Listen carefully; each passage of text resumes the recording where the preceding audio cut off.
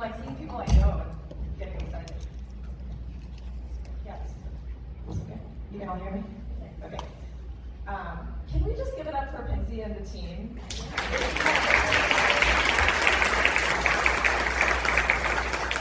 It's my first time, this year was my first time that I got a bit more of a behind the scenes of the planning of this. So I just want to thank each of those people who are on so many nighttime calls for the last multiple months in the lead up to this. I'm so humbled to be asked to speak this year.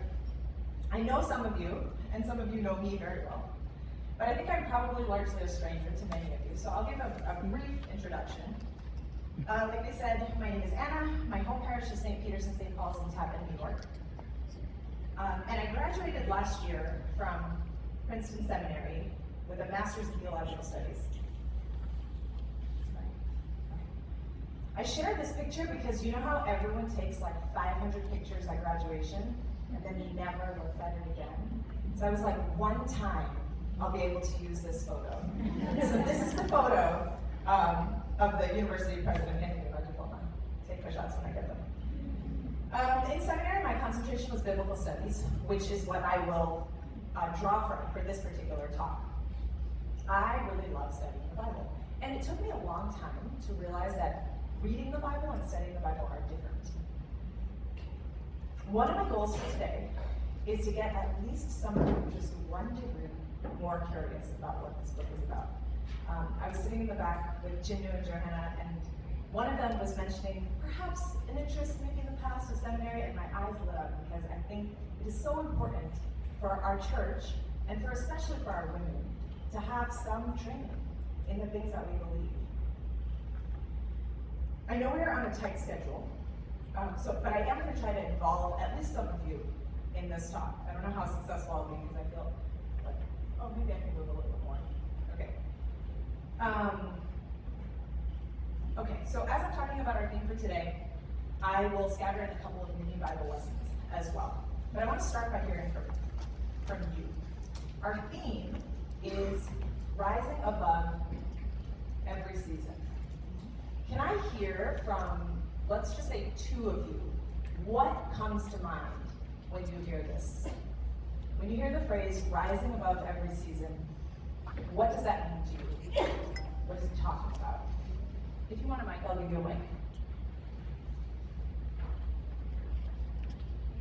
I was trained as a teacher, so I can wait a long time. Yes. Resilience. Thank you. Lent. Awesome. Okay. So what's interesting is that as we've heard kind of in the introduction and leading up to this, people generally interpret rising above every season as seasons of difficulty or challenge, right? Or some kind of something that you need resilience for, right? And Lent is also a season where we are postured towards that awareness. I also think that this is a pretty universal experience, meaning everybody has challenges. Everyone has tough times, no matter how old you are, no matter what phase of life you're in. And sometimes these are daily difficulties, like the stress of everyday life, and sometimes it's more than that, right? Statistically, in a group of almost 200 women like this, there are bound to be some serious burdens that are represented. And by that I mean, statistically speaking, some of you here today might be dealing with depression, or addiction, or financial difficulties. Some of you are survivors of abuse. Some of you might be being bullied. Some of you are facing health or relationship crises. It's possible that some of you are questioning your faith, or your career, or your sexuality. Many of you may have experienced the loss of someone close to you, like a parent, or a spouse, or a sibling, or even a child. Many of you may be going through the hardest season of your life right now. And if that's you, I'm inspired that you have the courage to show up today. The scripture verse that accompanies our theme is 1 Peter 5:7. Cast all your anxieties on him because he cares for you. And on the surface, it seems pretty simple to understand. But how really do we do this? What does this mean? And what might I, a regular person, with no particularly different experiences than many of you, be able to offer you today about it? So like I said, I started off my career as a high school teacher. So I like to say that I've done a fair amount of public speaking, but events like this are difficult because I don't really know who's in the room and what you're bringing to it. So I want to start off with a quick, anonymous survey. I'm going to give the instructions first, and then the team is going to help me pass them out, okay? So everybody who's in the room, you should participate, including the team members if you can. So when I say go, not just yet, because I want to do this all at once.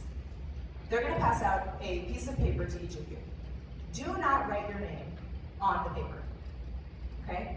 You should have a pen or a pencil with you. All you have to do is circle yes or no. There are 6 questions on it. Don't overthink it, just go with your gut. And when you're done, turn it over or find a team member to hand it back to. I'll cue you for that as well. Everyone understand what you're doing?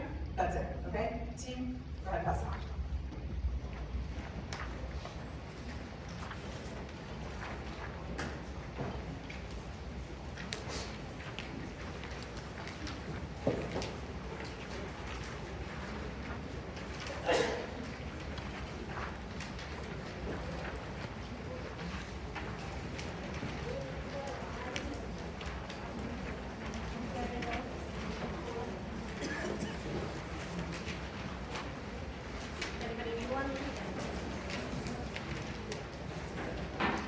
You have extras on the box? Yes, no? Yes.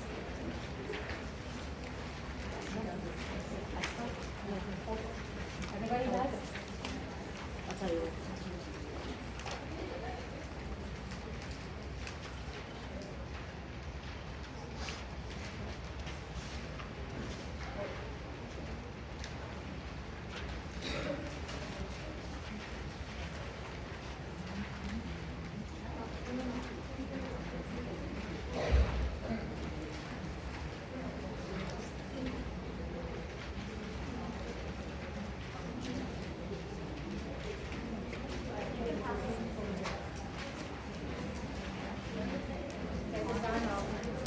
The plastic is on. Nobody put their name on it. Don't put your name on it.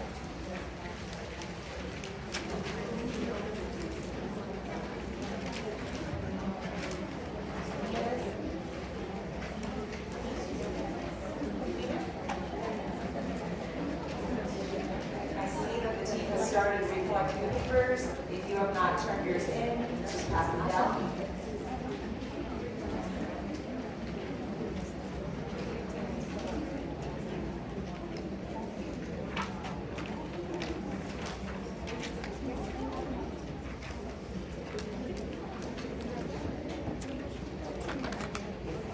And 2 ones on the chair.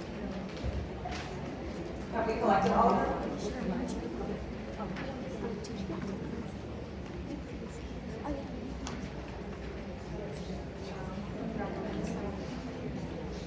Everybody got it in? All right. So team members, you should have a stack of papers with you. You're going to go to a different area section of the sanctuary and pass them back out. Switch sides, you can switch front and back.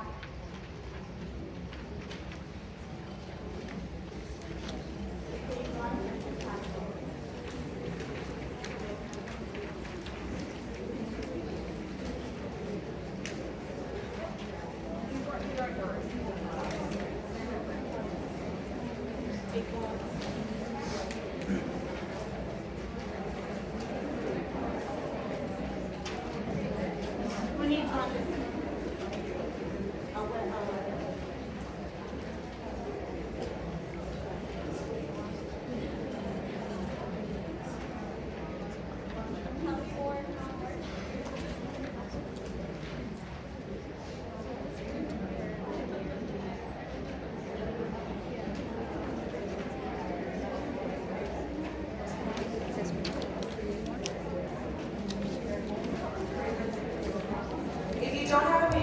raise your hand?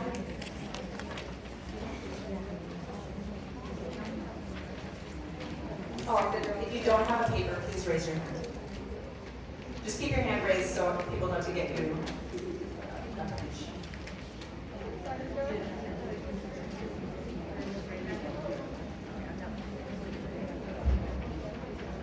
Okay, while they're doing that, everybody else, clear your lap because you're going to be standing and sitting for the next minute.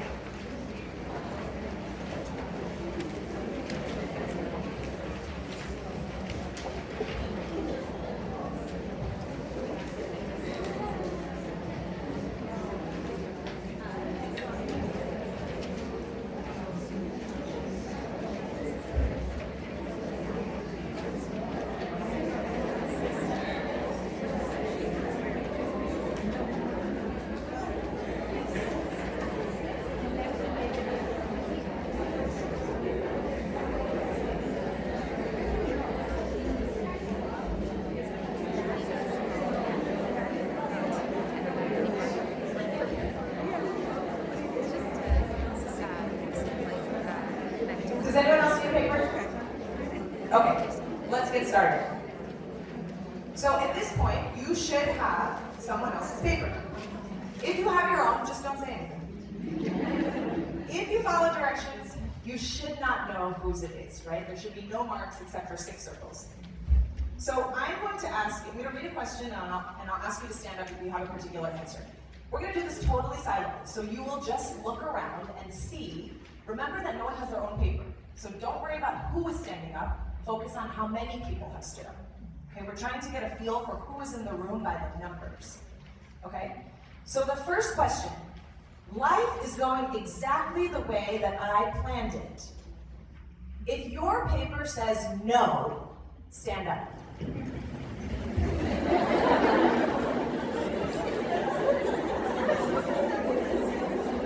Look around. You're in good company. You can have a seat.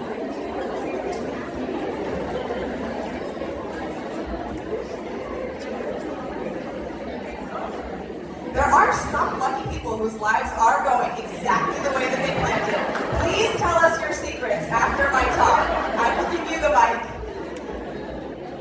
All right, second. I am going through a particularly challenging season of life right now. If your paper says yes, stand up. Oh, wow. Look around. Have a seat. Number 3, I often lean on spiritual resources, defined however you like. I should have said that when you were answering, not when we're going through the answers. I lean on spiritual resources when going through a tough time. If your paper says yes, please stand up. Look around. Have a seat. 4, I read the Bible regularly. Whatever that means to the person who answered the quiz. If your paper says yes, stand up. Look around. Okay, have a seat. I'm usually confident that I understand the Bible when I read it or when I hear it. If your paper says yes, stand up. Look around. Have a seat. I have read the entire Bible at least once. If your paper says yes, stand up. Look around. Have a seat. Thank you so much for engaging with that. And I promise I don't ask these questions to judge at all. We don't know who they are. But just to get a feeling of, like I said, who is in the room and who is thinking about the larger context of the Bible from the beginning, all the way, from creation all the way to the church. So I just wanted to know who has ever read that. For the next 30 minutes or so, I want to explore with you this question. What lessons does 1 Peter 5:7 teach us to help us face every season. And I put face and an asterisk there because sometimes, and I'm sure some of you know this, some seasons can't be risen above. They have to be gone through. Right? And so there is a need for us to be able to face and to rise above every season. So here is our plan for today. The first thing I'm going to talk about is the text. So that's the biblical text, the verse, that is our theme verse. The second thing I will talk about is the context. What is the surrounding chapter and book saying? And the third thing I'll talk about are the lessons. What can we learn from this? So first part of studying the Bible, or looking at any verse, is actually looking at the text, looking at the verse.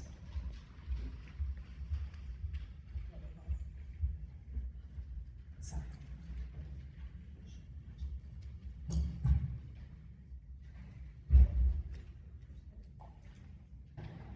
Okay.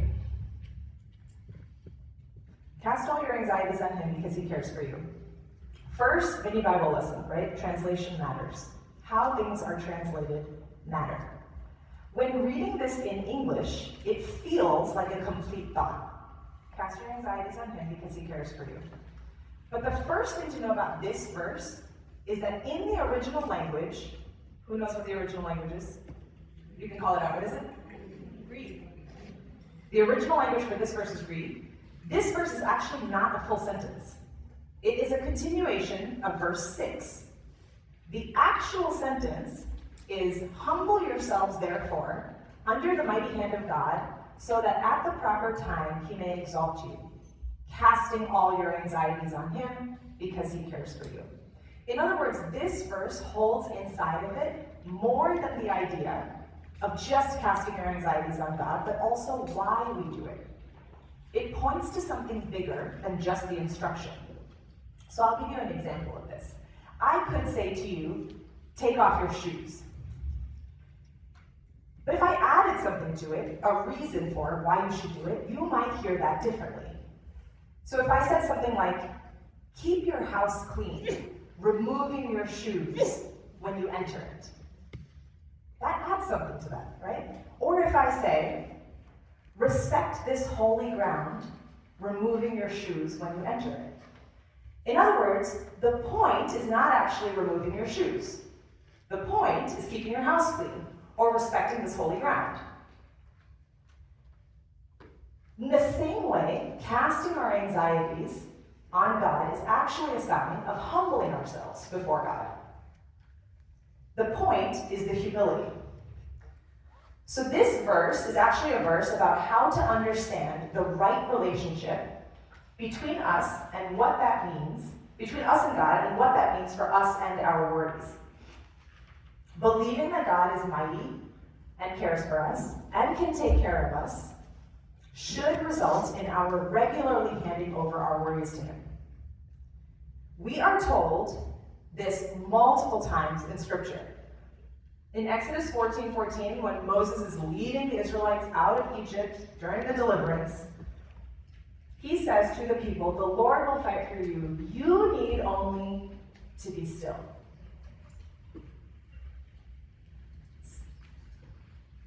Psalm 46:10 says, be still and know that I'm God. Everybody know this verse? A better translation of the Hebrew in this case is actually, let go. Stop fighting. I'm God. You're not. So that's the verse that we're dealing with. Cast your anxieties on God because you understand well your relationship to him, and you should behave like someone who understands who he is. So now let's look at the wider context. Another mini Bible lesson, look at the text, but also look for context. Can someone tell me what context is? Yeah. The environment of the text, the people, the characters. Exactly.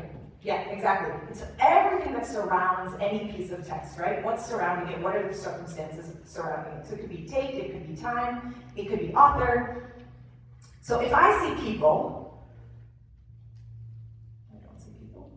if I see people out in the street being loud, what could I be looking at?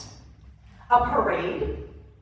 a protest, a block party, a fight, a celebration. Anyone know what this is? This is Philly winning the Super Bowl. To be fair, it could also be Philly losing the Super Bowl. Right? Even when someone asks me a question like, what's your favorite color? I always think to myself, for what? Is it for my nails? Is it for my hair? Is it for my car? Is it for my clothes? Right? You need some more context to be able to answer a question that has other things assumed inside of it when it's being said. It's like that with the Bible too. Without context, you don't get a full picture of what you're reading, and it's harder to draw value for it. So for a biblical book, context involves things like the questions I'm about to go through now. I would have loved to do this as a quiz on your phone, but I initially thought we wouldn't have time for it. So I'm going to ask you guys to help me out and participate. I will put the questions up, and we're going to do a quick poll by show of hands. It's multiple choice, okay? So first, the first question is, what kind of biblical book, what genre of biblical book is 1 Peter? The options are gospel, epistle, poetry, history. Okay, we're not doing show of hands. Great, glad we decided that together. Okay, this is a letter, you're right, this is an epistle, right? All of the epistles in the New Testament are letters. It's really important to understand that these are letters and remember them because they are addressed to specific people at a specific time, to a specific place. You never take something you read in a letter addressed to someone and apply it to everything, everywhere, for all time. So, an example, last summer, my nieces went to a sleepaway camp. And at the camp, they asked us to send them postcards, or send them letters, right to them. So I sent them a couple of postcards. This is one that I sent to my niece Alice. I said, "Hi Alice, how's camp? Are you loving it? I can't wait to hear all about it. I want to know about your new friends and archery and what it's like in your cabin. Love you." So this postcard could have been read by anybody in the mail delivery system, right? It could have been read by the mail carrier, it could have been read by the people at the post office, it could have been read by the camp counselors, anybody could have read it. But it would be silly to think, oh, no signal. Is that me? It would be silly to think that I was writing to all of those people. It would be silly to think that I was expecting them to tell me about their friends and whether they tried archery, right? Because it was sent to Alice. But if you know the context of that postcard, you could take something from it. If you know the context of, this is an aunt writing to a niece who is in a new situation, you might be able to say, hey, we're encouraging you, try new things, make new social connections if you are also in a new context. So the point is that unless you know what's going on here, you can't get all of the value out of the thing you're looking at. So in the context of, if 1 Peter is a letter, the next logical question is what? Right, who wrote it and who's reading it? Right, who is it from, who's it to? So who is traditionally accepted as the author? You can call this out now. We're not going to do hands anymore. We've already broken that covenant between us. So, Peter. This is not a trick question. Although it is kind of a trick question, but it's not in this case, right? It is Peter, or Kephas, or Petros, depending on the language, also known as Simon, right? And the reason there is some dispute about this is because this is written at a time, there are some controversies about the timeline, and then there's also, this is written in very advanced Greek, and it's unlikely that Peter, who was a fisherman from Galilee, would have known that Greek. But Peter is typically accepted as the author, and I'm going to use Peter in this case as the author. And this matters because now we know that we are talking about someone who knew and walked with Jesus, was alive at the same time as Jesus. Which brings us to, when was this written? Was it written before, during, or after Jesus' lifetime, or was it written during our lifetime? After Jesus' lifetime, great. So this is written about 30 years after Jesus' death. Again, like I said, some dispute about the timeline. So the resurrection is already known. And Christians are a known group of Jewish converts that are living in lots of different places. So now we think we know who wrote it, we know when. We want to know who it was for. Who was the audience? Jews in Jerusalem, Romans in Rome, Christians in Asia Minor, Jews in Persia. I only hear murmuring. I need someone to see. Christians in Asia Minor, that's correct. This is written to Christians in Asia Minor, right? And I will actually go through. Okay, so this is not a great map because it was already light to begin with. So you can see Italy on the top left, Rome is there. Asia Minor is, I don't even have my notes here. Asia Minor is somewhere on the right side. There are some animations here. So as you can see, it goes from a small blank circle to a larger blank oval. Paul's writing from Rome and sending this letter to multiple places in Asia Minor, which is modern day Turkey. Okay, so it's a long way for this letter to travel. And we can actually get more specific than Asia Minor.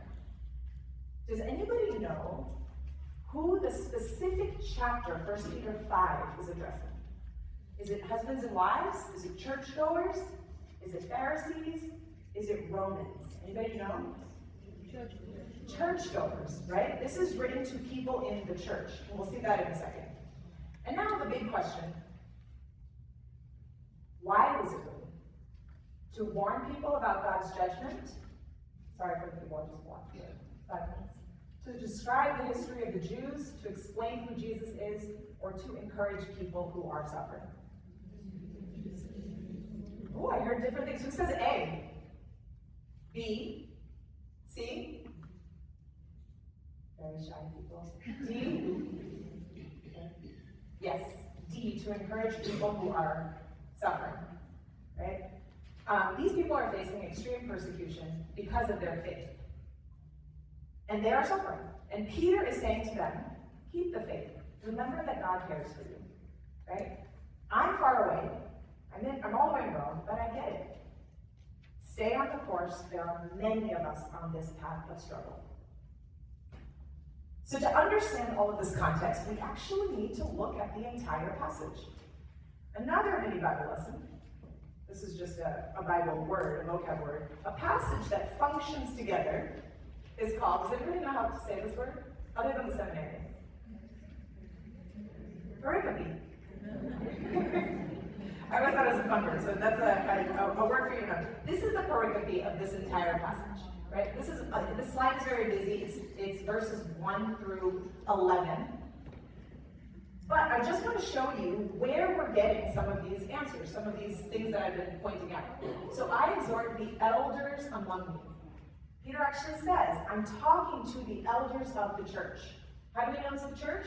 It says in verse 2, those of you who are shepherding the flock of God. Right? Verse 5, likewise you who are younger, also talking about people who are in the church. Verse 1, a fellow elder and a witness of the sufferings of Christ. We know who and when this is written, and about whom this is written. And then finally, verse 9, resist and be firm in your faith, knowing that the same kind of suffering is being experienced by your brethren throughout the world. There's lots of people going through this. This is the context of the writing. So we've examined the text, and we've examined the context. So what are our lessons? I want to talk about two things that we can take away from this particular passage.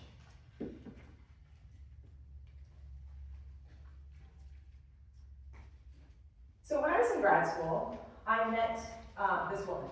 Her name is Sybil Jordan Hampton.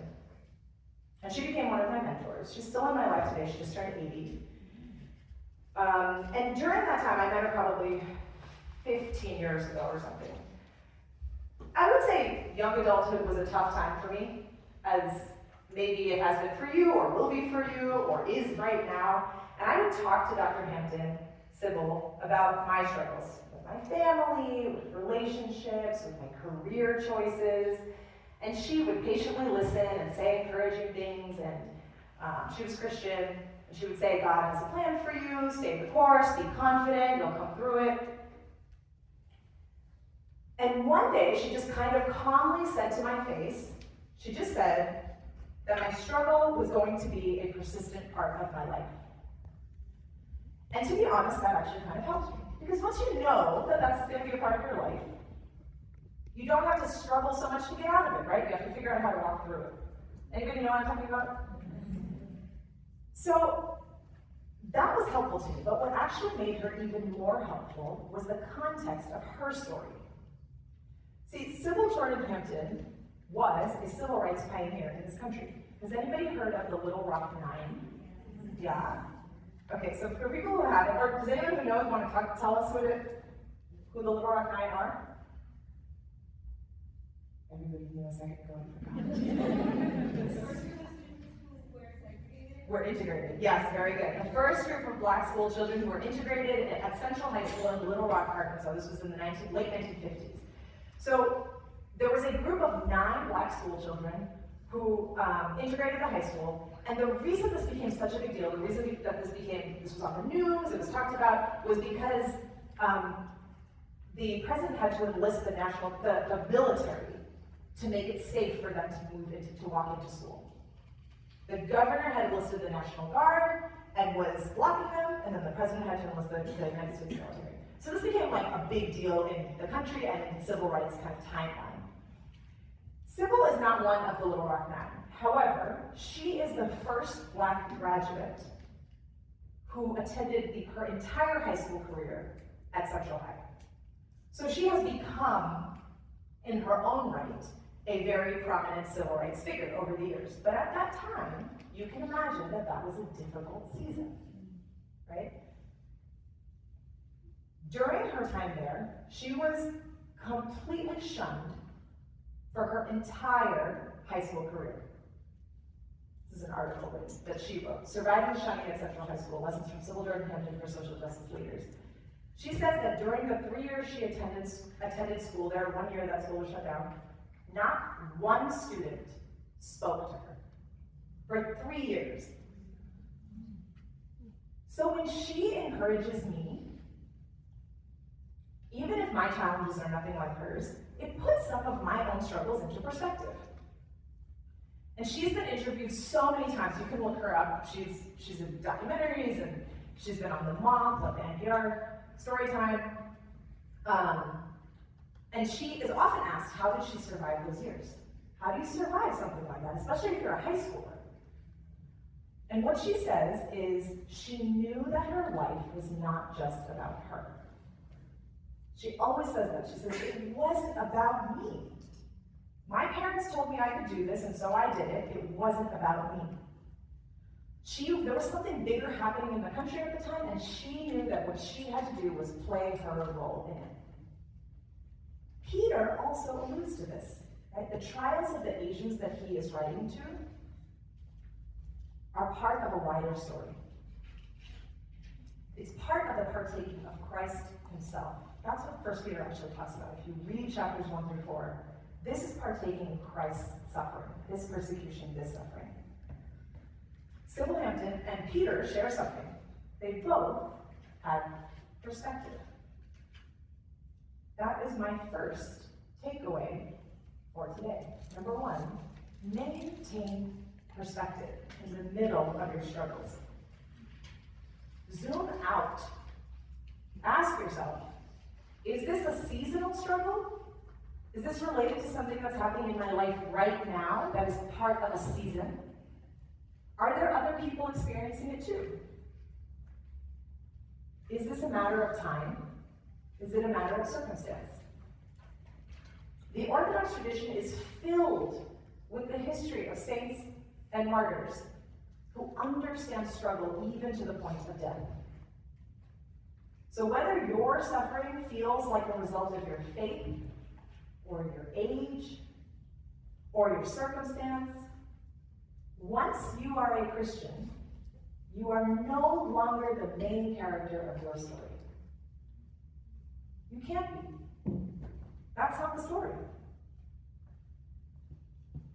KJ Ram Ramsey is a licensed professional counselor and the author of a book called This Too Shall Last. And she writes, a Christian is a person whose life has been expanded, whose memory has been extended thousands of years beyond their own. We're part of a bigger story than ourselves. And Peter is getting at this through the entire book of 1 Peter.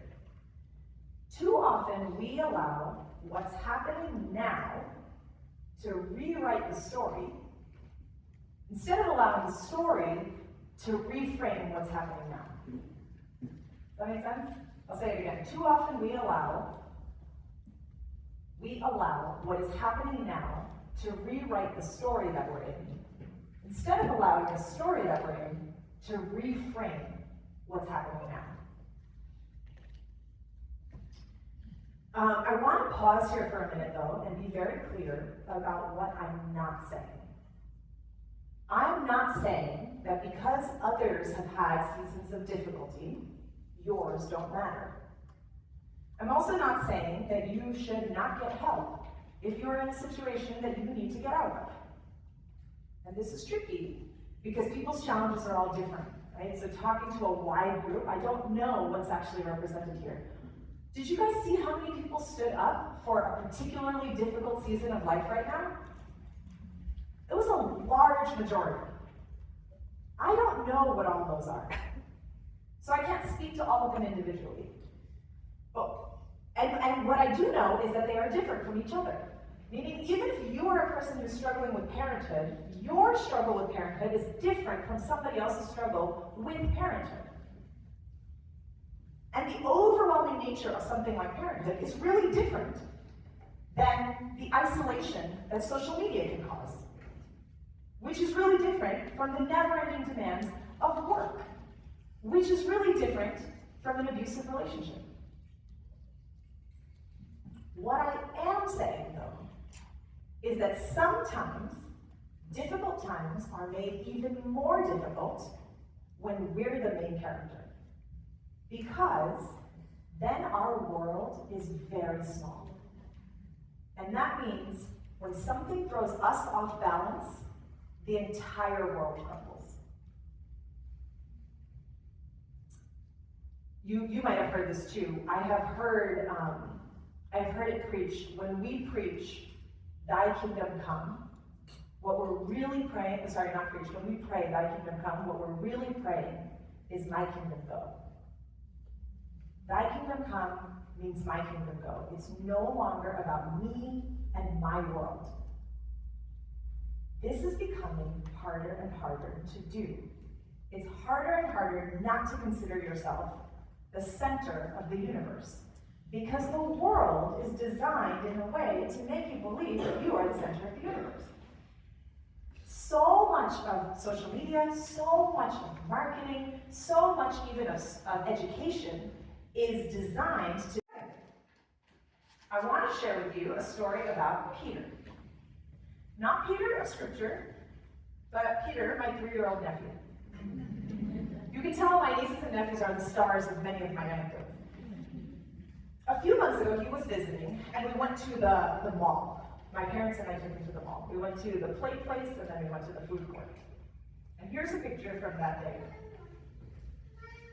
I don't know if you can see the little boy. Not the one on the statue, but this one.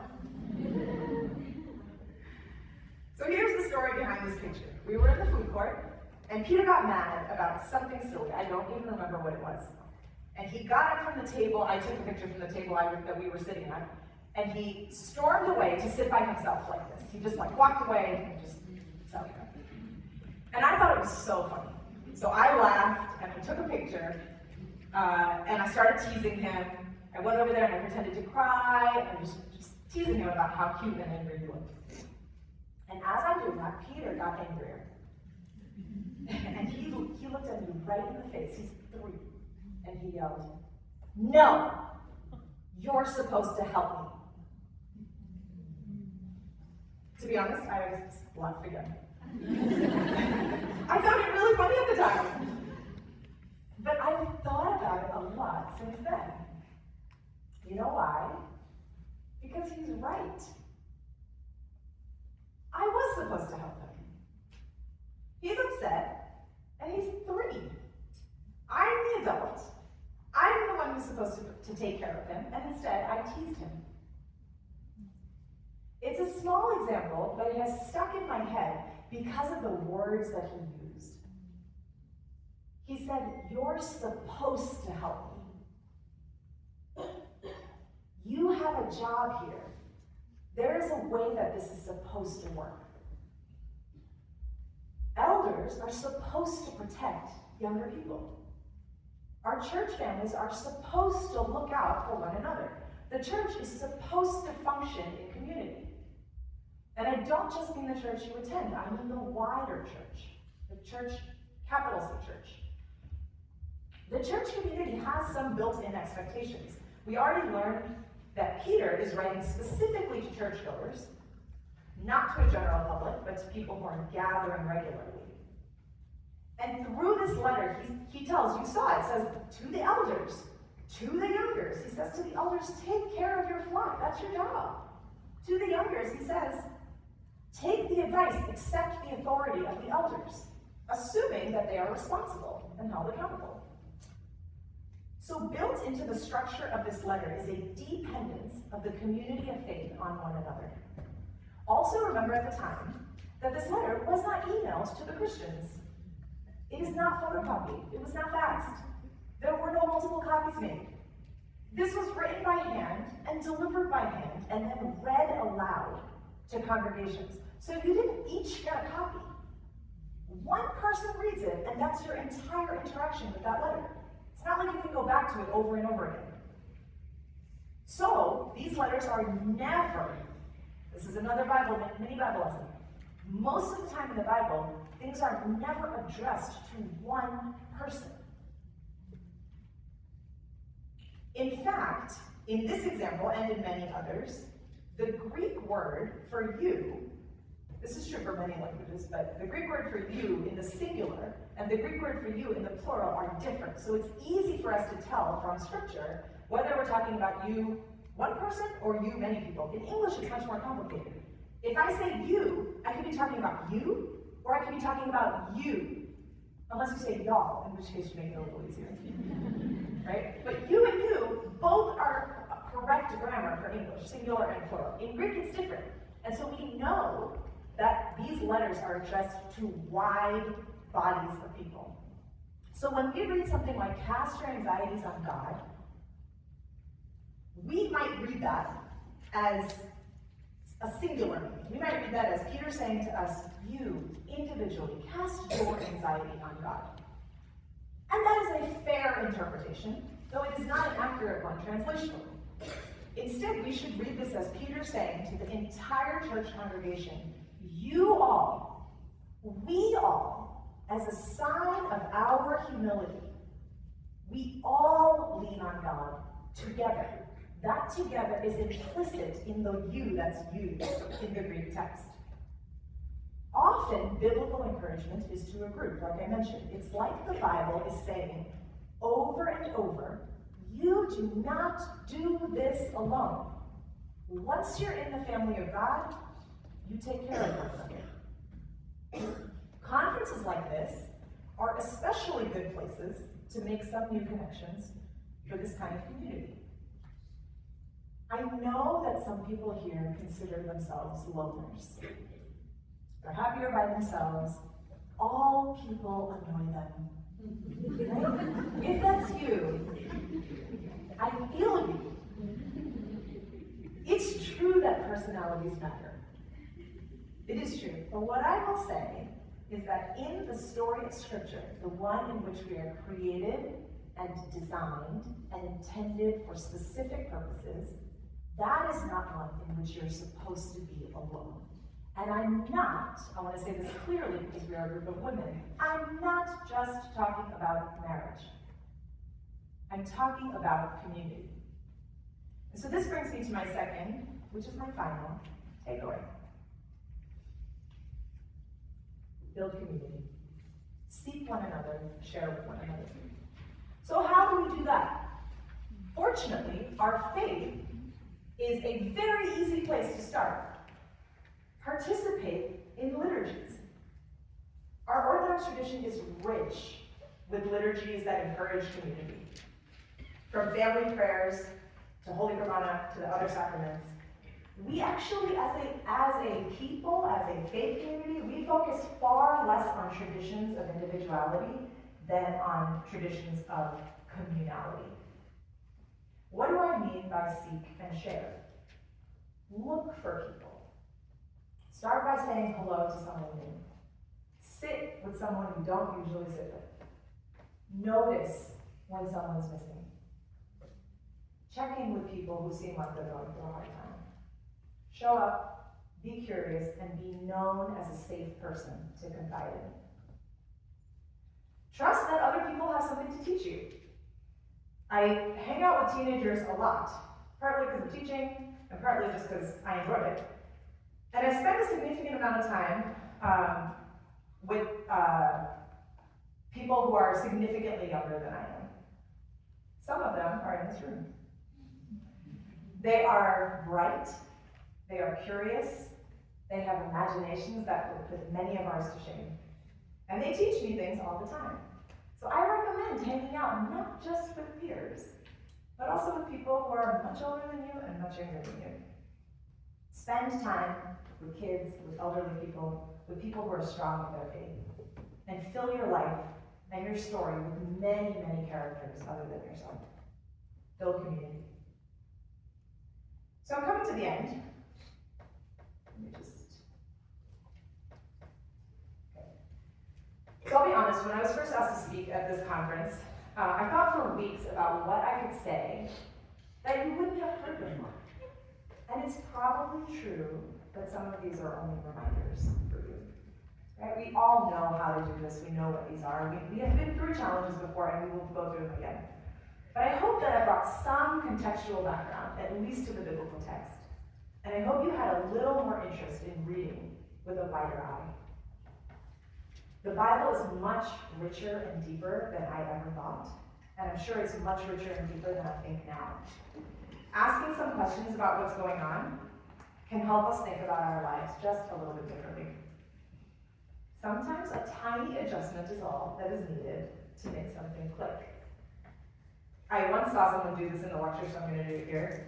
Take your two fingers and press them together so that they can't move against each other. You feel the amount of pressure you need to be able to kind of lock in those fingers, not moving. Now release it just a little bit and have them slide over one another. Do you see the difference in the pressure? You can't even tell. From where I'm sitting, your fingers look exactly the same. You see what I mean? Sometimes a tiny adjustment is all you need to make something shift. And the last thing that I'll say is 1 Peter is very much directed towards hope. Despite the fact that this is a letter written in the middle of persecution, Peter is confident about where it ends, as we should be too. Being a Christian means that you do not get to opt out of hope. You don't get to be hopeless anymore. You have a spiritual lineage of resilience and anticipation, and you are one in a long line of those who have gone through their own seasons of grief and of pain and challenge. But I will end here with the words of St. Peter. After you have suffered a little while, the God of all grace, who has called you to his eternal glory in Christ, will himself restore, confirm, strengthen, and establish you. To him be the dominion forever and ever.